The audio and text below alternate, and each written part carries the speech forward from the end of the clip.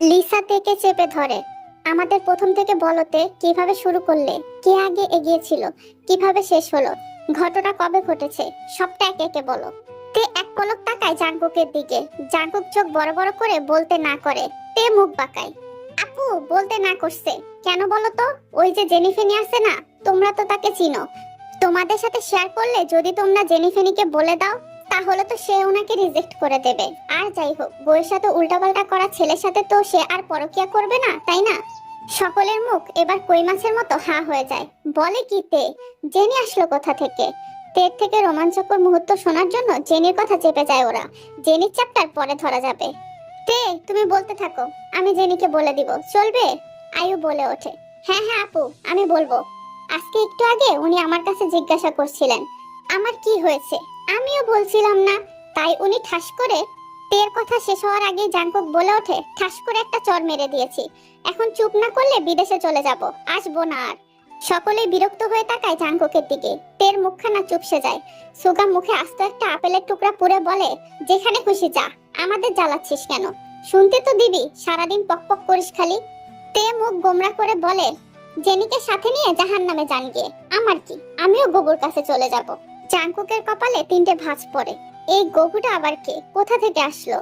বোগাম প্রশ্ন করে, এই গবুটাকে মাই ফল্ট মুভির হিরো গ্রাভিয়েল আমি ভালোবেসে গবু নাম দিয়েছি। জাঙ্কুক স্বস্তির নিঃশ্বাস ফেলে বিড়বিড় করে বলে, ইডিয়েট। সুগা বাহবা দেয় তেকে, বাহ তে বাহ, গ্রাভিয়েল থেকে গবু, তা আমাদের জাঙ্কুককে ভালোবেসে কি নাম দিয়েছো? Jungkook baby. সকলেই একসুরে বলে ওঠে, ওহো হো জাঙ্কুক বেবি।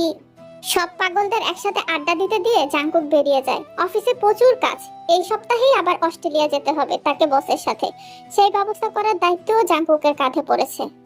তেকে নিয়ে টেনশন করে কাজ করতে পারেনি এই কয়দিন। আপাতত তেকে নিয়ে টেনশন নেই, তবে তের মন খারাপ হওয়ার কারণটাও খুঁজে বের করা দরকার। পরবর্তীতে আবারও একই বিষয় নিয়ে মন খারাপ বা ভুল বোঝাবুঝি হতে পারে। জাঙ্কুক চাইছে না তাদের সম্পর্কে কোনো ভুল বোঝাবুঝি থাকুক। নিজের রুমে ল্যাপটপে কাজ করতে থাকে জাঙ্কুক। পাশের রুম থেকে হাসাহাসি শব্দ আসছে। কাজ করতে একটু অসুবিধা হলেও বিরক্ত হচ্ছে না জাঙ্কুক। ওই রুমে থাকা প্রতিটা মানুষ জাঙ্কুকের কাছে ইম্পর্টেন্ট, ভীষণ ইম্পর্টেন্ট। রাতের খাবার খেয়ে তবেই সবাই বাসায় যাবে, আগেই যেতে চেয়েছিল, জিন আর ইয়নজুন যেতে দেয়নি। তে আজকে ভীষণ হেসেছে। এই কয়দিনের মন খারাপ তার গায়েব হয়ে গেছে। সবাই ছাদে গিয়েছে। আপাতত তে একা রুমে আছে। হাঁটতে পারছে না বলে আবারও মন খারাপ হচ্ছে। পা ভাঙার আর সময় পেল না। জাঙ্কুক কাজ শেষ করে তের রুমে আসে। তেকে একা বসে থাকতে দেখে জিজ্ঞাসা করে, বাদরের দল কোথায়? ছাদে গেছে। জাঙ্কুক বসে পড়ে তের পাশে। তে জাঙ্কুককে বসতে দেখে দুই হাতে ঠোঁট চেপে ধরে। আবারও দম বন্ধ করা চুমু খেতে আসলে মরেই যাবে। আলতো হাসে জাঙ্কুক। প্রথমবার জাঙ্কুককে হাসতে দেখলো তে। লোকটা হাসছে, এত সুন্দর কেন লোকটার দাঁতগুলো? ভালো করে হাসলে মনে হয় আরো সুন্দর লাগবে। কিপটা লোক, হাসির বেলাও কিপটামি করে। তের ভাবনার মাঝে কানে ভেসে আসে হৃদয় কাঁপানো কয়েকটা শব্দ। আমার জীবনে তুমি ছাড়া দ্বিতীয় কোনো নারী নেই, আমি তোমাতেই সন্তুষ্ট। বেরিয়ে যায় জাঙ্কুক। রেখে যায় হতভম্ব হয়ে বসে থাকা তেকে। মনে মনে কয়েকবার আওড়ায় জাঙ্কুকের বলা কথাগুলো। পরপরই লাফিয়ে ওঠে তে। উড়নচণ্ডীতে এতটুকু বুঝে গেছে যে জিয়ন জাঙ্কুক তাকে অনেকটা ভালোবাসে, এবং সেটা আজকে থেকে নয়, অনেক আগে থেকে। পাষাণ লোক একটা, সারাক্ষণ ইগনোর করে গেছে এবং এখনো করছে।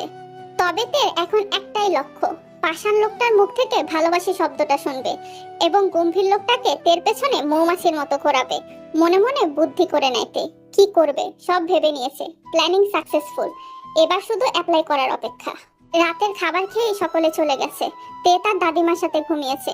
মনে মনে জাঙ্কুকের সাথে ঘুমানোর ইচ্ছা থাকলেও সেটা প্রকাশ করতে পারেনি। কিভাবে বলবে? হনুমান লোকটা তার মুখের উপর না করে দিত। কেটে গেছে কয়েকদিন। জাঙ্কুক তার পরদিনই চলে গিয়েছিল তার বাসায়। একটা কল পর্যন্ত দেয়নি তেকে। তে দিয়েছিল কল, কিন্তু পাষাণ লোকটা রিসিভ করেনি। মেসেজও দিয়েছিল, রিপ্লাই দেয়নি। লোকটার প্রবলেম কি ঠিক বুঝতে পারে না তে। তের পায়ের ব্যান্ডেজ খুলে ফেলা হয়েছে। মোটামুটি হাঁটতে পারে সে, শুধু দৌড়াতে পারে না। শুক্রবারের দিন ইয়নজুন বেগমের চেঁচামেচিতে ঘুম ছুটে যায় তের। কেন চেঁচামেচি করছে চতুর্থে বুঝে যায়। মূলত তার জাঙ্কুক বাসায় ফিরেছে গতকাল মাঝরাতে। সকাল সকাল তার খাবারের আয়োজন চলছে। যদিও সে করলা রুটি ছাড়া কিছুই খাবে না, তবুও তার জন্য এত আয়োজন। এমনি দিন হলে তে দৌড়ে চলে যেত ফ্রেশ না হই, কিন্তু আজকে যায় না তে। ধীরে সুস্থে আড়মোড়া ভেঙে উঠে বসে। চুলগুলো গতকাল পার্লার থেকে সেট আপ করে এসেছে। দারুণ একটা কাট দিয়েছে। চুলগুলো উঁচু করে বাঁধে, তারপর ওয়াশরুমে ঢুকে ব্রাশ করে মুখ ধুয়ে বেরিয়ে আসে। আলমারি খুলে বেছে বেছে নীল রঙের একটা টপস আর সাদা আর নীলের মিশ্রণের একটা স্কার্ফ নিয়ে নেয়। ড্রেস চেঞ্জ করে আয়নার সামনে দাঁড়িয়ে সময় নিয়ে সাজতে থাকে। আয়না একখানা চুমু দিয়ে রুম থেকে বেরিয়ে যাইতে সিঁড়ি বেয়ে নামার সময় এক পলক তাকিয়ে দেখে জাঙ্কুক সোফায় বসে ফোন দেখছে। পরিও তার পাশে বসে গেমস খেলছে। ইয়ঞ্জুন আর জিন টেবিলে খাবার সাজাচ্ছে। রোজ বেগমকে রুম থেকে ধরে নিয়ে আসে জিসু।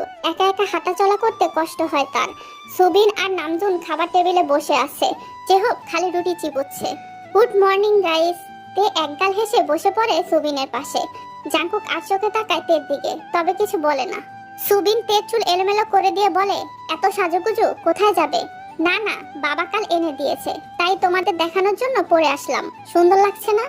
মুস্কি হাসে সুবিন, নামজনও হাসে। সে প্রায় মেয়ের জন্য এমন জামা জুতা নিয়ে আসে, পছন্দ হলেই নিয়ে নিবে। মাশাআল্লাহ মাশাআল্লাহ, পরিটাকে অনেক সুন্দর লাগছে। সুবিনের প্রশংসা শুনে তে খুশিতে গদগদ হয়ে ওঠে। বাবা এরকম আরো কয়েকটা টপস কিনে দিবে, ঠিক আছে? ইয়ঞ্জুন বেগম সবাইকে খাবার দিয়ে দেয়। এবার তে জাঙ্কুকের দিকে তাকায়। আরে ছোট ভাইয়া, আপনি কখন এসেছেন? আসুন খাবেন, আপনার পছন্দের করলা সিদ্ধ রেডি। জাঙ্কুক দাঁতে দাঁত চেপে তাকায় তের দিকে। বাকিরা মুখ টিপে হাসছে।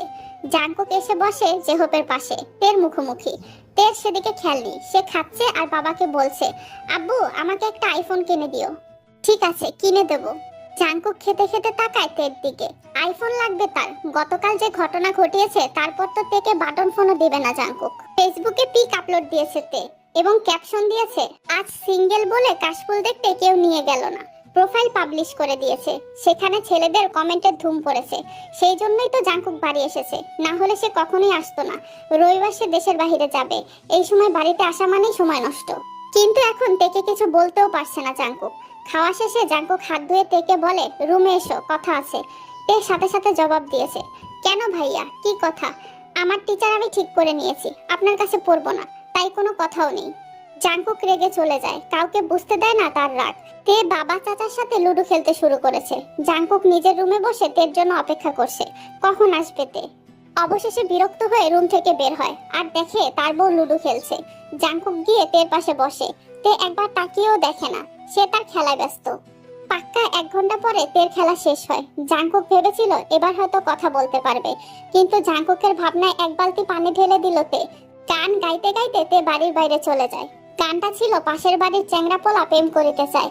জাঙ্কুক ভুরু কুচকে তাকিয়ে থাকে। পাশের বাড়ির কেউ কি তেকে প্রপোজ করছে? প্রপোজ না করলে এমন গান কেন গাইবে? তের পেছন পেছন চলে যায় জাঙ্কুক। তে বাড়ির সামনে ছোট ছোট কয়েকটা বাচ্চা ছেলের সাথে গল্প করতে থাকে। জাঙ্কুক ভাবতে থাকে এদের মধ্যে কে তেকে প্রপোজ করতে পারে। ওদের কাছাকাছি চলে যায় জাঙ্কুক। তে হেসে হেসে কিছু বোঝাচ্ছে ওদের। জাঙ্কুক গম্ভীর গলায় বলে ওঠে, এই মেয়েটাকে বাচ্চা বাচ্চা দেখতে হলেও ও বাচ্চা না, বিয়ে হয়ে গেছে ওর, আমি ওর বর। তে দিব্যি ছেলেগুলোর সাথে হেসে হেসে কথা বলছে, হাত ধরছে। ছেলেগুলো হাঁ করে তেকে দেখছে। প্রচন্ড রাগ হয় জাঙ্কুকের, হাত মুষ্টিবদ্ধ করে ফেলে। চ্যাংড়া পোলা বলতে এদের মধ্যেই কাউকে বুঝিয়েছে, কিন্তু জাঙ্কুক কি করে বুঝবে কোন ছেলেটা তেকে পছন্দ করে? কারণ সকলেই তাকিয়েছে তের দিকে। জাঙ্কুক যে বলল তে বিবাহিত, এসব ওরা কানেই তুললো না। এবার জাঙ্কুক দুপা এগিয়ে যায়। ইডিয়েট, চ্যাংড়া পোলা বলতে তুমি কাকে বুঝিয়েছো, সত্যি করে বলো। তের হাত ধরে দাঁতে দাঁত চেপে বলে জাঙ্কুক। তে হাতে থাকা ফোনের স্ক্রিনে নিজের ফেসটা একটু দেখে নেয়। ঠোঁট পাউট করে চুমু দেয় ফোনের স্ক্রিনে। বাচ্চারা জাঙ্কুকের দিকে তাকিয়ে আছে। মূলত এই আঙ্কেলটা ডিস্টার্ব কেন করছে এটাই তারা বুঝতে চাইছে। ওরা ফুটবল খেলতে যাবে, এর মধ্যে এরকম ডিস্টার্ব মেনে নিতে না পেরে জাঙ্কুকের প্রতি রাগ জন্মায়। তে জাঙ্কুকের হাত থেকে নিজের হাতটা ছাড়িয়ে বলে, চ্যাংড়া পোলা বলতে আপনাকে বুঝিয়েছি, প্রেম করার জন্য আমার পিছে পিছে ঘুরছেন, আপনাকে পাত্তা দিব আমি, বুড়ো কোথাকার। সরুন সামনে থেকে, ভীমরতি ধরেছে। জাঙ্কুক ভেবাচেকা খেয়ে যায়, কি বলে এসব? তে মাঝারি সাইজের একটা ছেলের হাত ধরে। তের থেকে একটু বয়সে ছোটই হবে। এটা আমার বয়ফ্রেন্ড, আর ডিস্টার্ব করবেন না আমায়। প্রেম করব না আমি আপনার সাথে। ছেলেটা নিজের চুলগুলো বাঁ হাতে পেছনে ঠেলে শার্টের কলার তুলে দু পা এগিয়ে এসে তেকে নিজের পেছনে নিয়ে বলে, আঙ্কেল আপনার সমস্যাটা কি? আপুকে কেন ডিস্টার্ব করেন? আপু আপনার জন্য বাড়ি থেকে বের হতে অবধি পারছে না। আপনাকে পছন্দ করে না আপু, সে আমাকে পছন্দ করে। তে মুখ টিপে হাসছে। জাঙ্কুক দাঁতে দাঁত চেপে তাকিয়ে থাকে তের দিকে। জাঙ্কুকের তাকানো দেখে তে শুকনো ঢোক গিলে, চলো চলো সবাই, আমাদের দেরি হয়ে যাচ্ছে। তে এখান থেকে সরে যেতে পারলেই বাঁচে। সে এক পা বাড়াতেই জাংকুক আচমকা কোলে তুলে নেয় তেকে। চিৎকার করে ওঠে তে। সকলে এগোতে নিলে জাংকুক ধমকে ওঠে, এক পা এগোলে সবার বাড়িতে কমপ্লেইন দিয়ে আসবো। ভয়ে আর কেউ এগোয় না। জাংকুক তেকে কোলে নিয়ে ওই সরু রাস্তা ধরে এগোতে থাকে। তার ভাড়া বাড়িতে নিয়ে যাবে। বাড়িতে এখন সকলে রয়েছে। এই অবস্থায় কোলে করে তেকে নিয়ে যাওয়াটা বেমানান দেখায়। রাস্তাঘাটে লোক সংখ্যা নেই বললেই চলে। শুক্রবারের দিন, সকলের অফিস ছুটি। এই সময়টা তারা আরাম করে ঘুমাচ্ছে বা পরিবারের সাথে আড্ডা দিচ্ছে। তে জাংকুকের গলা জড়িয়ে আরামসে জাংকুককে দেখছে। লোকটার গম্ভীর মুখখানা, কণ্ঠনালীর ওই পাশে ওই তিলটা দারুণ লাগছে তের। চুপ করে একটু ঠোঁট ছুঁয়ে দিতে মন চাচ্ছে, কিন্তু লোকটা যদি ঠাস করে ফেলে দেয়। আরে ফেললো, তাতে কি হয়েছে, একটা চুমু খাওয়াই যায়। তে আরো একটু শক্ত করে গলা জড়িয়ে নেয়। চোখ দুটো বন্ধ করে ওষ্ঠদয় ছুঁয়ে দেয় জাংকুকের গলায়। জাংকুক থামে না এবং কিছু বলেও না। তে ভেঙচি কাটে, পাথর লোক একটা। এবার তে ছোট করে কামড় দেয় জাংকুকের গলায়। থেমে যায় জাংকুক, চোখ পাকিয়ে তাকায় তের দিকে। তে লজ্জায় চোখ নামিয়ে নেয়। আপনার গলা থেকে গন্ধ আসছে, ভাবলাম রাক্ষস টাক্ষস নাকি, তাই একটু কামড়ে পরীক্ষা করে নিলাম, জাস্ট এইটুকু। আপনার মতো বুড়োর প্রতি আমার কোনো ইন্টারেস্ট নেই। জাংকুক আবার হাঁটতে থাকে। তে মুখ টিপে হাসে।